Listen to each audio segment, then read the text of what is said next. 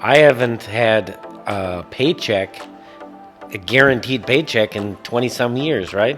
But yet I've paid all my bills for a long time No, and you're doing well. and you know, yeah, doing great. I have 6 lawyers work for me, a bunch of staff. We own our building, and sometimes I can't believe I pulled it off.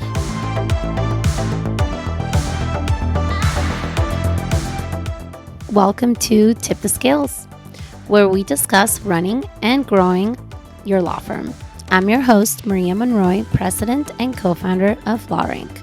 As you guys can probably tell, I am testing out a shorter intro, and any feedback would be really appreciated because I'm really struggling with it. I don't like how scripted the initial intro was sounding, so I'm trying to play with it a little bit. Let's get to it. This week, I had Mauro Fiore on from the law offices of, you guessed it, Mauro Fiore. And it was honestly such a fun conversation. I wish the whole, we probably spoke for like an hour and a half. I wish the whole thing would have made it, but we had to cut some things out. We definitely laughed so much. Mauro is one of those people that has like the craziest stories and is just like so easy to talk to, and he's very funny. We talked about his unusual path to becoming a lawyer and how he grew a successful firm out of humble beginnings. We talked about the importance of having a strong network of friends within the legal community. We talked about the power of hard work and what it takes to forge a successful career in the legal world. I know I probably always say this, but this particular conversation, I had so much fun. I hope you guys enjoy it. All right, so tell me, I actually don't know anything about your background. I know you're like BFFs with all the big time lawyers in LA, but besides that, that's all I know. Well, I'm born and raised in LA, and my people always think my name's Junior. Mauro Fiore Jr. is my real name. My dad must have been a lawyer or something. I don't know why they always think that since I'm a junior, but my dad was not a lawyer. My dad was a business guy, more of a street hustler type. Really? Yeah, he owned like limo services and car washes and restaurants. And my dad knew how to make money. He wasn't super educated, but he knew how to make money. So you learned that whole business Yes. side from him. I got it from my dad for sure. And my mom they had 5 kids, so my mom was just a tired mom. I bet. Yeah, That's harder than what you do. Definitely. Yeah. Definitely. So yeah, no, I'm the first lawyer, first college graduate and stuff like that in my family, even though I graduated from law school, but I didn't go to undergraduate school. What do you mean? Wait, you can do that? Can I do that? How do you do that? In California, you can do that. California, there's like 20 different ways to be a lawyer in California that no other state will allow. Like You're kidding. You're messing with me right now. No. Because I never finished college. Yeah, that makes 2 of us. So in California... Yeah, but you're a lawyer. Yeah. In California, you can go to law school. You can study under a lawyer. Like Kim Kardashian is doing that now, where she studies with some lawyer in his office. So the state bar says, well, if you study in a lawyer's office or with a judge for 4 years, you can take the bar exam. And if you pass, you pass, Whereas, so I went to what they call as an unaccredited law school in California, which basically will take anybody. If you're like alive and kicking and can pay the fee, you can start law school. This makes so much sense now, how you became a lawyer. Yes, so I went to an unaccredited law school that would take anybody, but like, I'll give you an example. My class started with like 200 or 300 people, and by the time like my class graduated, there was like 40 people. Out of the 40 that graduated, like 8 of us passed the bar. So basically, very few people actually make it. Do they have an online course? There's actually an online law school in LA called Abraham Lincoln University. But do I need a college degree? No. You can start tomorrow. This is crazy. I've always wanted to be a lawyer. And I hired a girl who went to Abraham Lincoln, and when she interviewed with me, she said, I'm having trouble finding a job as I went to internet law school. And I was like, are you kidding me? That's the only reason I want to hire you. If you went to law school on the internet, I think I can trust you, right? You're not lazy at least, right? If you went to internet law school. So I hired her, and she was a great lawyer. Was she? Yeah, she only worked for me for a little while, but she was a good lawyer. But obviously she was self-starter, self-motivated, went to law school on the internet. But the drawback is almost all states will not let me even take their bar exam, let alone practice in those states. But which is crazy because you've been practicing here for how long now? 25 years. Yeah, that's crazy. But after a certain number of years, a lot of states will let you in, like Washington State. I have an office in Seattle. Yeah, I knew that, And so Washington State lets you in after you've been practicing. I think it's 5 years. A bunch of them in the East Coast, North Carolina, Tennessee will let you in. Iowa will let you in. So now if I wanted to go to Iowa, move to Iowa, I guess I could get a license there now since I've been practicing so long. But I don't see myself leaving LA. I mean, this is where I'm from. But what made you decide to go to law school? I don't know.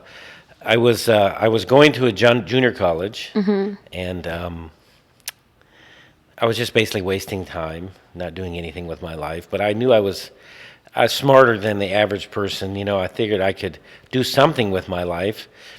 And I always was fascinated. Like when I was a kid, I grew up watching Matlock, and it was awesome. Matlock was like this country lawyer, but at the end of every show, he would outsmart everybody. I need to go watch this. I'm going to watch Matlock was great. Okay. So I watched this show like every week when I was a kid, and I loved this show so much. So I always thought, man, I think I could be a lawyer. This Matlock guy's so smart. So then I started researching it the old-fashioned way. I went to Barnes & Noble and looked in like the books that said, you know, how you could be a lawyer. And I found this book on California non-traditional law schools, and I read it. I was like, well, man, I think I could start law school right away. And I was 20 years old. That's why I graduated when I was 23. That's why I've been a lawyer for so long. So I started law school when I was 20 because I didn't finish college. I went to like a JC for like a year. And then I started law school when I was 20. I graduated when I was 23. And I passed the bar the first time I took it. So I've been practicing for 25 years. That's crazy. Because I got out so young because I skipped all the college part. Like I worked by myself for many years. I was a sole practitioner for a long time. And then I had like 1 or 2 employees. And what about now? Where are you at now? Now I have, I don't even like to think about it anymore, but I think I have 5 or 6. I think I have 6 lawyers work for me and 30 staff or so. And big office. I have an office in Seattle. I have 3 in California. You know, it's a different animal now. But for a long time, I was solo, or I had a very small office, 1 or 2 people. And the way I got business was to hit up other lawyers that did PI. I ended up in PI because the only job I could find, you know, it's not easy to get a job going to an unaccredited law school, as you can imagine. I wasn't going to get hired at, you know, Quinn Emanuel or anything. Right. So I couldn't find a job. The only job I could find was working for this PI workers' comp firm. And so I worked at this PI work comp firm, and it was funny. It's almost like, it's almost exactly like the movie The Rainmaker. Did you ever see The Rainmaker? Matt Damon and Danny DeVito play like ambulance chasers. It's a great movie, actually. But it's almost like that. Like there was like this old PI lawyer that ran the firm, and he was a real cuckoo, crazy guy. And the young associates were like, man, we better get the fuck out of here before we get disbarred along with this guy. It's kind of one of those deals. So I left with this other attorney that was there, and we kind of like took off before, and this guy ended up getting disbarred. And they ended up finding him dead on the beach in Mazatlan of like a drug overdose. I mean, he was a disaster. Me and this other attorney were there, kind of got out of there before we went down with him, because he was stealing everybody's money. It was a mess. So we took off and we started our own office. So that's how I started in the PI business, because I worked for that guy for a year and a half. And then when he went down in flames, me and this other lawyer took off, and we took like 10 cases that were still hanging around the firm, and we took off and started our own office. Ironically, that guy that I left with and ended up having a heart attack and died in the office one day when I was taking a deposition. Oh my God. Like 5 years later, he just like slumped over and died. Like the fire department came. Who found him? Our receptionist. Oh my God. And I was taking a deposition. The receptionist said, Bernard is sick. I was like, what? I'm in the middle of a depo. She goes, no, I think he's real sick. So I ran over there and I looked at him. This is not funny. And he was just like slumped over his desk. I was like, oh shit, did you call 911? And the fire department came. Oh my God. They couldn't do anything. Like he was like one of those This heart must have attacks been that like so traumatizing. instant. Yeah, it was just crazy, like instant death. You know, one of those heart attacks. Because the fire department, they wouldn't even take him. I said, you can't leave him here. They're like, no, we don't transport dead people. I was like, you guys didn't even try to revive him. They're like, the guy's dead. So who took him? So they said, we'll send the coroner over here. So then we just closed his door to his office. The coroner came like 9 hours later, It's still one of the weirdest shit ever that happened to me, but I've had a lot of weird shit happening, but that's one of the weirdest. Like, they wouldn't take him, It's like, how could you just leave him here? We have people here live, and they're trying so hard not to laugh loudly. But so it's not funny. I love Bernard. It's funny, Bernard not funny. Like Nerve is funny. I love the guy. He was great. He was it must have been a super traumatizing experience. He was a Vietnam veteran. He was an older guy. Like, I was a young kid, and he was an older guy, and we both took off together. What other weird shit has happened to you? You can ask me, like, 2 truths and a lie, but some of the strangest shit I've done in my life, I can't even believe some of the weird things I've got myself into. Okay, let's play that. Go. Okay, have you ever heard of Mount Whitney? No. It's the highest mountain in the United States. Okay. And it happens to be in California. It's 15,000 feet or something. So I climbed Mount Whitney one time and almost died. Or I ran with the bulls in Spain. Or I used to drive a limo for O.J. Simpson. Okay, so you said your dad was in the limo business. So I'm going to have to assume that's truth. Well, that one's true. Actually, all 3 of them are true. I screwed up. I screwed up. I didn't give you the line. O.J. Simpson was one of my dad's clients, and I used to drive him around. And he was the nicest guy ever. I can tell you that. O.J. was like the first celebrity I ever dealt with. I was a young kid. I used to drive a limo for him. And he loved his fans. Right now, I feel for O.J. because everybody hates him now. Because when I used to drive for him, he was like at the height of his fame, and he loved people. Like, we would go someplace, and he would sign autographs he would take pictures with people for like 2 hours. When he had like an appointment to get to, I'd be like, OJ, we got to go. And he would take a picture with anybody, he loved people, OJ. So the fact now that everybody hates him, he must be just devastated because how much he enjoyed people. Because I used to drive for him, and we could never do anything because he would always get caught up with people. He's not like the celebrities that say "fuck off," and get away. There's a lot of those. Yes, he was the total opposite. He was a complete lover of people, or he liked the attention, I guess. I don't know. So, since you grew up in LA, when you see a celebrity, does it faze you? No, unless it's like somebody that I really like or something. But most of the time, not, because you just have to realize they're regular people. They're people, yeah. They don't like people to, they don't like people to fuck with them. Right, but I think people that have never lived here, there's such a sexiness to LA, right? To Hollywood. But if you've grown, I only lived here for maybe like 6 years total. But if you grew up here and you were driving O.J. Simpson, like, it must be like whatever, right? Plus, you're part of this super exclusive cigar club. Tell me about that. I'm a member of a cigar club in Beverly Hills called the Grand Havana Lounge, which is hard to be a member. And who do you see there? Yeah, there's lots of celebrities that are members there. Like Jay-Z's a member there. I've seen him a bunch of times. The guys from the Jonas Brothers are members there. Andy Garcia, Arnold Schwarzenegger. Like real A-list celebrities are members there. As a matter of fact, when the city of Beverly Hills outlawed tobacco totally, you can't buy cigarettes in the city of Beverly Hills. You can't smoke anywhere in the city of Beverly Hills.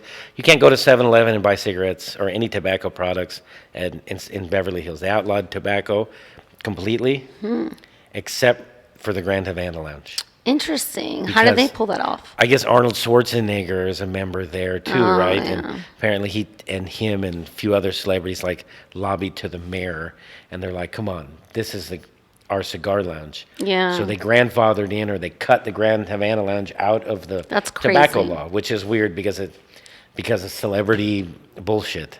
That's crazy. So I became a member in true, my style, just like backdoor my way into being a member. So I won't bore you with the details, but it was I pulled a scam and I became a member there. Wait, you did what? I kind of pulled like a semi-scam to be a member. So what did you do? Well, just you realize that there's different types of memberships, and people can add you to their memberships if you become friends with them. And I became very friendly with a guy and he kind of made me his co-member, whereas I didn't have to wait on the waiting. The waiting list. Did he also die randomly with you? No, but He's happens to be in federal prison right now, but that's Oh my another God. Story. That's another story. Bob Simon needs to rethink your friendship. So does Gary Dordick. I mean, you guys, come on. Like, This guy's in, you know, I mean, he's. We need to end the interview. Yes, he's in federal prison, and but I'm keeping. We have a humidor there with our cigars in it, and I'm keeping the cigars stocked in the humidor for when he comes back. When is he coming back? Well, he's on a 5-year vacation. What did he do? Well, what was he accused of? So another scam. Yes. Right? What was he accused of? He was accused of, and then again, I don't do business. He wasn't a lawyer. I didn't know any business. Do you want to talk about this or no? Yeah. I mean, he wasn't a lawyer. Nothing to do with anything I do. Just a friend of mine that I knew for a long time. And I don't really get into people's business. You know, people make a living how they make a living. You know, like Right. if you ever seen The Godfather, you know, like Yeah. Don Corleone said, how people make a living is none of my business. As long as it doesn't affect me or my family, what do I give a shit how you make a living? I agree with you. So that's what Don Corleone used to say. That's what I say. I really don't care. So I never really got into what he did. I just know he was in finance and shit like that. And yeah. And Did you help him find a lawyer? No, he got his own. But anyways, one day he got arrested, and the charges that were published on the internet from like the Department of Justice said that he was accused of $250 million of fraud. Did you give him any money? He stole $250 million. You should give me money. No, I want to know if it was like, you know, people run scams and a bunch of people give them money. No, I think he was stealing like from banks and shit like that. Wow, that's serious But shit. anyways, yeah, so he fought it tooth and nail because he said he didn't do anything wrong, and he ended up going to trial and went to jail. But it's another story. But, you know, so that's how I became a member, because I was a member with him. So I'm still a member even though he's on vacation. Okay, back to the law. So I asked you, what are you really good at the other day? And what did you tell me? I told you that ever since I started, I would get cases from other lawyers that they didn't want. So the cases they didn't want is because they didn't think they could make any money on them, or they were too complicated, or you had to do a lot of work in exchange for what maybe they thought you could make on the case. Because one thing I can tell you about 95% of lawyers is most of them don't want to do any work. You know, most lawyers are very lazy, especially the younger ones. You know, these millennials they're mind blowing. Hey, I'm a millennial. Yeah, these millennials are mind blowing. They're so lazy. I'm not lazy. They want everything tomorrow. Okay, well I'm an immigrant exception. though. I'm an immigrant. That's probably why. The younger crowd, they want everything tomorrow. They want to graduate from law school and be rich tomorrow. They want everything now. It's like TikTok or Instagram generation. They don't, you know, I came from nothing, from, you know, working hard as, you know, scraping by on shit cases that I had to work on and spend time on. And so I've always been good at taking cases that other people didn't want or didn't think were any good, and able to make a fine living on that stuff. What's the biggest settlement or verdict that you've gotten from a case that someone else rejected? I remember a case where this girl was injured in a bicycle accident, and her lawyer that she had was trying to get her to settle her case for $20,000. She even had the release for the 20 grand. And she came to see me, and I was like, this guy wants you to take $20,000 on this case. She's like, yeah, he told me that's all he'll ever get. It's all it's worth. I said, man, where did you find this lawyer? You know, I mean, this guy's crazy. She wouldn't take the 20 grand, so he dropped her case. But he told me if I don't sign this, he's going to drop my case. And he did. I said, if he drops your case, come back and see me. So she came back to see me, and I ended up settling her case for $5 million. No. Yeah, and it was probably worth more than that. That's crazy. Yeah, but this guy wanted her to take 20 grand. But see, I think this is really motivating for some, especially some of the younger lawyers that are like, you know, starting out. Sure. Yeah, I mean, especially now, I mean, I don't think it's just unique to LA or California. I think it's everywhere. There's so many people that have a case or think they have a case that want to hire a lawyer. There's so much business out there that if you align yourself with other lawyers that have lots of business, there's tons of cases that they would give you if you went out and beat the street and did some marketing and did some networking. any young lawyer just out of school could probably get a bunch of cases. I would give a bunch of cases I don't want to a lawyer if they ever called me. But no one's ever hit me up for them. So if anyone's listening, hit me up for a bunch of shitty cases I don't want. I'm happy to give them away. There you go. And maybe you make some money on them. You heard it here. Yeah, but there's so much business out there that there's plenty of business that's not perfect. I wish I had all perfect cases, I'm sure everybody wishes they had perfect. There's only a few few people out there that have or always have the goods, the perfect. Yeah. And those guys, I take my hat off to those guys. They've paid their dues. They've gotten the results, and they get the good stuff, the perfect stuff. I get my occasional perfect case, but most of my stuff has tons of warts that we have to get around. So I'm curious, how did you become such good friends with Gary Dordick and Bob Simon? Oh, how did I become friends with them? How did you guys all become friends? Well, I've known Gary for more than 20 years. Really? Yeah. Because again, remember, I've been practicing for 25 years, so I've been around the PI business in LA for a long time. Even though people think, oh man, you look so young, even though I don't get that as much anymore. But a lot of people, you didn't believe I was a lawyer for so long. Right. Well, you started so young. Started very young. So I've been around the PI business a long time. Became friends with Gary 20 years ago, and I pretty much talked to him more than anyone I talked to besides my wife. I talked to Gary a lot. So we're just very close that way. I used to spend a lot of time with him before I had kids. We don't spend as much time anymore together, but I still see him a lot. We talk a lot. We go on vacation. Gary has a house in Cabo. We go down to his house in Cabo sometimes, and I've been to Europe with him, I think a couple times. We ran the bulls in Spain. That was true? Yeah, that's true. You both did that? How did you become friends with Bob? You haven't told me. How did I become friends with Bob? I met Bob through Gary. Oh, really? Yeah. Bob and his brother, Brad, were young guys coming up, starting their own firm. And Gary was very much a mentor to them, Gary's mentored lots of lawyers, Well, let's talk about that for a second. Do you think that that's important to associate yourself with other people in the space that maybe are direct competitors? Do you think there's a benefit to that? Have you derived a benefit from it? Do you think? Absolutely. Yeah, I mean, you know what? Are we all competitors? Yeah, but like I said, there's tons of business out there. Tons of business. The cases that people want Gary for, they're going to go to Gary. Oh, absolutely. Cases that people want me on are going to come to me, and Bob the same way. So we're not really at each other's throats over business or anything. I feel like there's, especially in California, particularly in LA, there's a lot of, in my opinion, a lot of frenemies. And you guys are not frenemies. You guys are legit friends. There's a lot of people that are jealous types, lots of jealous types. And I don't have a jealous bone in my body. I don't give a shit, But yeah, I'm not jealous at type at all, and neither is most of my friends aren't. We're so happy for each other. I have a very big friend group, They're all very successful PI lawyers. There's maybe 6 or 7 of us that we all hang out, besides Gary and Bob. There's Min Win, if you know him, and Gene Sullivan. I've heard of Gene. Dan Kramer. I've heard of Dan Kramer, too. Mark Bloom. I don't know any of them. Spencer Lucas, who's a partner at Brian Panish's office. You can intro me to everybody. These are all, Spencer's one of the few partners at Brian's office. There's only 5, and he's one of the 5. And Tom Fair, if you know Tom. Yes. Out of Orange County?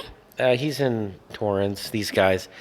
So those are younger guy, right? Yeah, most of those guys are younger, except Gene's a little older than me. So these are my group of guys, and they're all very successful personal injury trial attorneys. That's the one thing about my group. We're all trial lawyers. And is there synergy? We actually try cases, right? And is there synergy? If you say, hey, I have this case going on, do you run it by them? Is there?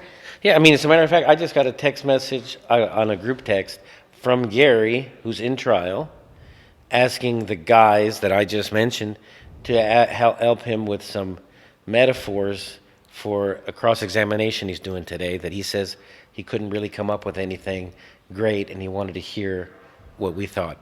So Gary's asking us, right, and he's in the middle for a cross-examination. So the benefit I derive from being friends with people like that I'm on this text chain with Gary and all these great lawyers talking about trying cases. But it's nice to be friends with people that are very successful in your same business, who are all trying to help each other. I think the takeaway from this is don't be jealous and make friends with people in your space, because no one's going to understand what you're going through better than other people doing the same exact thing you're doing. You know what I mean? Yes. I'm friends with our competitors, and people tell me all the time, why are you friends with your competitors, Maria? That's so weird. Yeah. And I'm like, no, it's not. There's enough for everyone. There's tons of business. There's tons of money to be made, and people have crazy egos. I don't have a big ego when it comes to that. I mean, of course, I'm confident or whatnot in my skills and things like that. But yeah, you just got to let all those things go and just try to be friends with people that you get along with. And if they happen to be able to help you along the way, great, Like back to Bob, I met Bob through Gary, because Gary was mentoring Bob and Brad a lot. And I used to tell Gary, I used to say, man, who's this Bob Simon guy, man? He seems to just come out of nowhere, And Gary would be like, yeah, him and his brother from Pittsburgh or something. I was like, yeah, crazy. This was like 15 years ago. I was like, crazy, man. This guy just suddenly just dropped out of the sky. And Gary said, yeah, and then he said, hey, you know what? The first time I met Bob, he said, Bob's speaking on a panel with his brother at the Santa Monica Bar Association or something. But Gary said, hey, let's go down and see Bob and his brother speak on this panel with these judges, and then maybe we'll go have dinner with them after. I was like, yeah, man, I'd like to meet this guy, So me and Gary went down there and had dinner with Bob and Brad after they spoke on this thing in Santa Monica, and that's when I first met him, and then we've been friends ever since. But I met him through Gary. If not, I probably never would have met him. That's so funny, because the first time I met Bob, and it was a few years ago, actually at Dordic's conference, I had no idea he was a big deal, zero. And he was like, hey, let's schedule a call. Do you want to speak at Law Guard? Do you want to, Justice HQ stuff, whatever. So, we jump on a call, all this. This whole time, I have no idea he's, a big deal. And then I don't know how I figured it out, and I literally texted him or called him. I was like, you're a big deal? I didn't know that. Bob's very unassuming, you know. And same thing with Dordic's the same way, too. Gary's the most unassuming guy. Gary likes to wear, 501 jeans and, a white T-shirt. And, he's very unassuming. But he'll roll up in a $500,000 car and get out wearing a Hanes T-shirt. Now, okay, so last question. What advice would you give lawyers that are starting out their firm right now? Belief in yourself, You have to believe that you will get where you're going. If you want to be successful, you want to have... you want to be a trial lawyer, if you want to be one of these lawyers that signs up lots of cases and refers them out, or whatever your goal is. You have to believe that you can do it, believe in yourself you can do it, and you have to trust the process. I mean, it took me many, many years to make any money and be successful. It took me a lot of years, a lot of failures, a lot of cases that didn't go my way, a lot of years where I didn't make any money, a lot of years where I was barely surviving, you know what I mean? So it was nothing overnight. I still think even now, with everything that has changed about not just being a lawyer, but all businesses are different now, right? Absolutely. There's AI, there's the internet, there's social media, there's this, that. There's so much craziness. I mean, I started practicing law in the 90s with no internet access, and you'd write a fucking letter and fax it to people, you know? So that's back in the 90s. And if you wanted to look some shit up, you had to go to the law library and look in the books. So I'm from a different era, so a lot of this shit's still foreign to me to this day. But, you just have to do the work, put in the time. It's still the same. I don't think that has changed. If you put in the time, I don't think just working hard guarantees that you'll be successful, but working hard will at least put you in a position to be successful, or you'll be, like they say, the harder I work, the luckier I get, right? I think you just have to put yourself in the position, but if you don't put the time in, and you know that you haven't put in the time, then how you just blame yourself. That's what I see. So the lawyers that come to me and say, well, they want everything, and why don't they get these good cases, or why don't they get good verdicts, and then they just haven't put in the time. They haven't put in the sacrifice. I don't feel sorry for those people at all. Well, and it also sounds like there's a lack of being grateful for where they are. And I truly believe that if you want to get to the next level, you have to be grateful for where you are in that moment.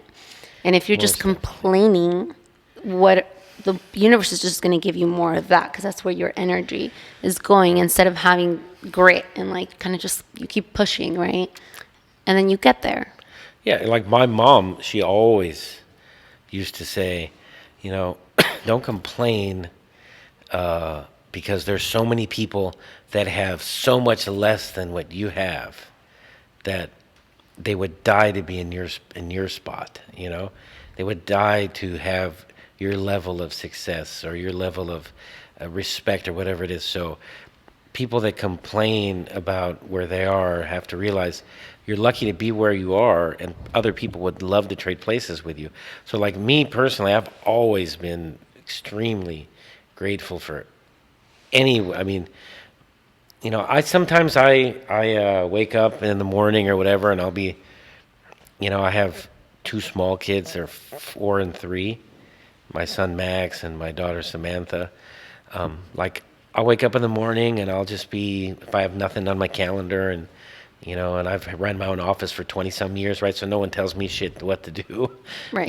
Which is nice. That is nice. I can sit there on the couch and watch Paw Patrol with my kids for hours if I want, right? And they love to watch cartoons with their dad, and of course. And I feel I'm so lucky that I've put myself in that position that I can do that, and not have to worry about anyone telling me what to do or telling me where to go or anything of that nature.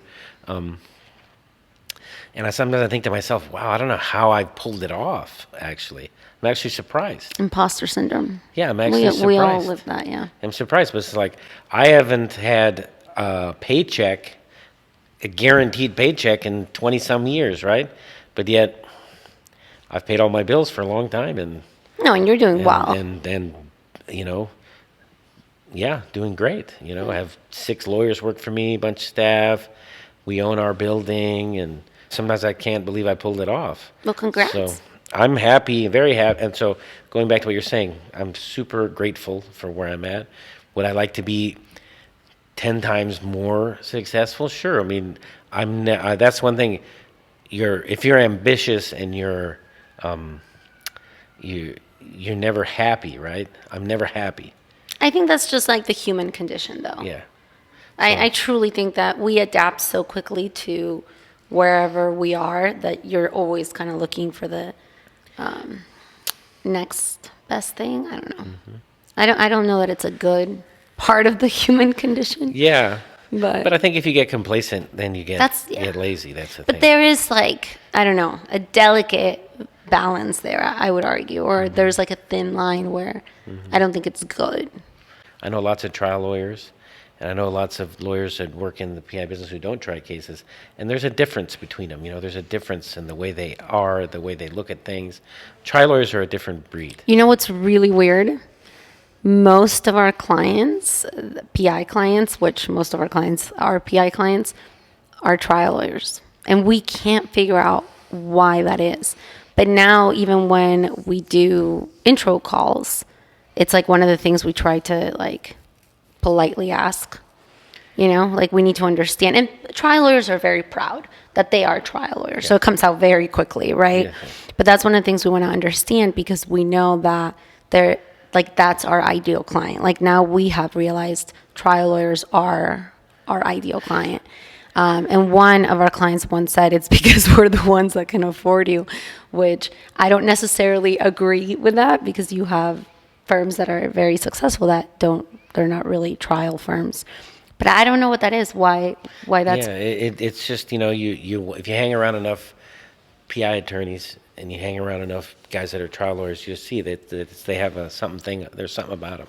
Or them, women. There's lots of great female trial lawyers that I know personally, great ones. Yeah. In LA specifically, we have lots of really good female trial lawyers. You do. And I think that actually, to some extent, I think the female trial lawyers have an advantage. They do. They have empathy, lots of empathy. Yeah. So, BB Fell's my favorite. Yeah, I like BB a lot. She's great. So, I remember the first time I met her was at a party, and I didn't know who she was, and I thought she was so sweet. And then somebody said, "Oh, that's BB." I said, "Wow, that's BB Fell, the famous BB Fell Oh, from I totally like fangirled her. Yeah, the famous BB Fell from San Diego." Because I'd always heard about her, but I'd never met her.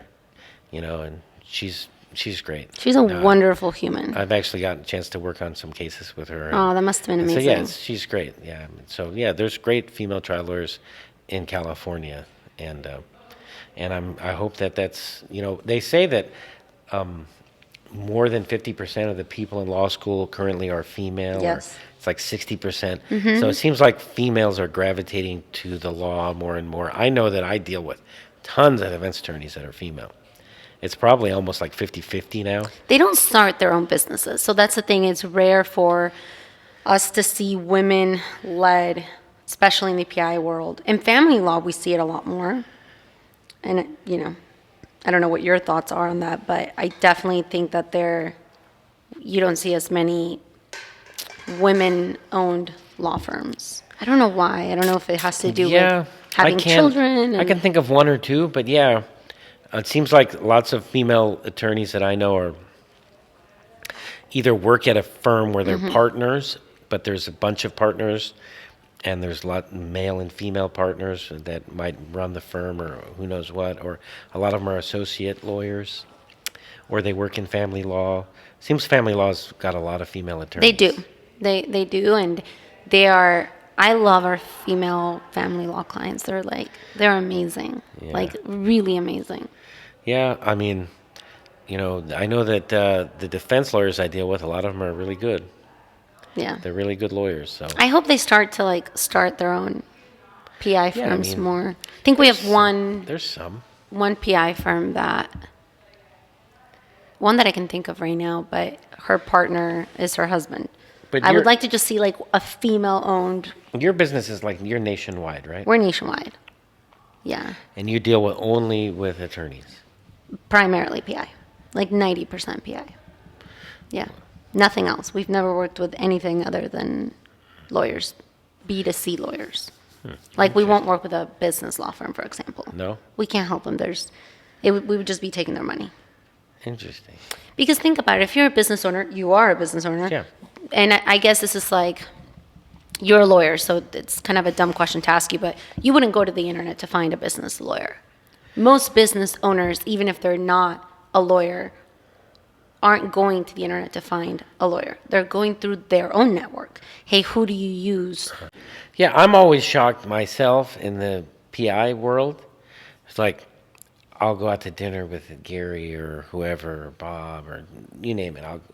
And they'll tell me, "Oh, I've got some crazy case," or I settled some case for millions of dollars. I was so my question was, "Hey, where'd you get the case from?" You know?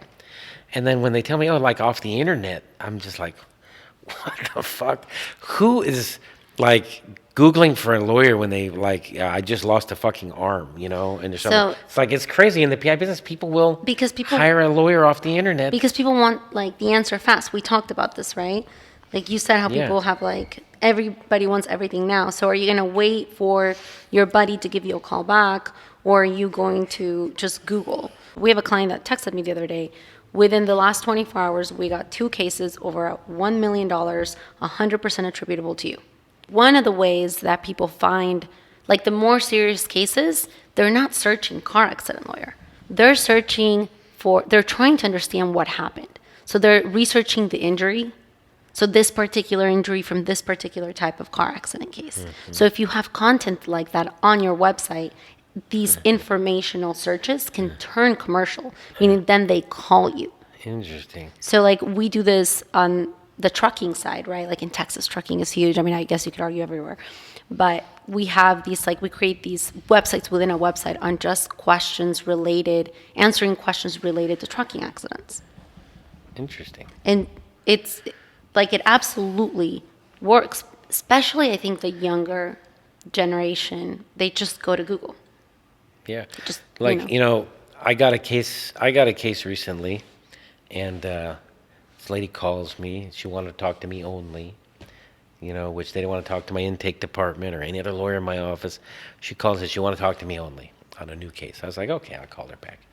You're so nice. And it's this lady, and I'm talking to her, and she sounds pretty sophisticated. So I'm thinking, okay. So she says, I'm a assistant United States Attorney General or something, And I said, well, how did you get my number for this case, Because I don't certainly know anybody who's an Attorney General of the United States or something, and she's based here in L.A. And she's like, I know most these PI lawyer advertising is bullshit, and these guys are all full of shit. So I did my research, and I found that you're the only lawyer I could find that actually tried a case that's very similar to mine. And I read the verdict, and you got a good verdict. But see, that's a highly sophisticated but that's search. like the only time. Like I'm telling you, this is such an outlier. No, that's atypical. But most of the time, it's people just putting it in. Okay, car accident in West Covina, and then whoever pops up. No, we have a client in Texas that before he ever showed up on the first page for truck accident lawyer, got a huge trucking case from informational intent searches from the website. So from SEO, but the informational side, which isn't talked about enough because it's A, most agencies don't do that, but B, it's a little bit more complex to understand, right? And it's not sexy. It's very sexy to rank number 1 for a car accident lawyer in Los Angeles, right? Like you've got all of LA competing for that, right? Now, don't misunderstand me. We also rank for that. That's like the goal, right? But you can supplement that from the informational searches. And it's interesting because sometimes the bigger cases come, again, from the more, like, the weirder searches, right? Yeah. Not straightforward. Thank you so much to Mauro Fiore for everything he shared today. You guys know the drill. If you found the story valuable, please share it with someone you want to see succeed. Subscribe so you never miss an episode.